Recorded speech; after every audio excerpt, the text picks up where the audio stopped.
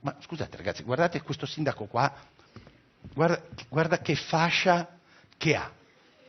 Non ha quella tricolore, ha la fascia rossa. C'ha la fascia come il culo. Com'è possibile? Crozza attacca il sindaco Pan che in collegamento televisivo aveva indossato la fascia con i colori del Veneto al posto di quella tricolore.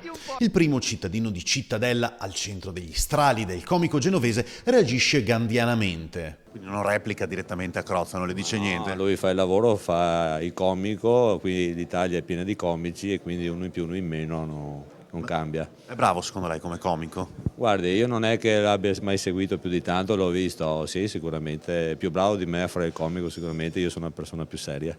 Giuseppe Pan non cambia idea, anzi riproporrà la fascia veneta. La rimetterò sicuramente, anzi me ne stanno facendo una ancora più bella con tutti i leoni, quindi sicuramente la metteremo.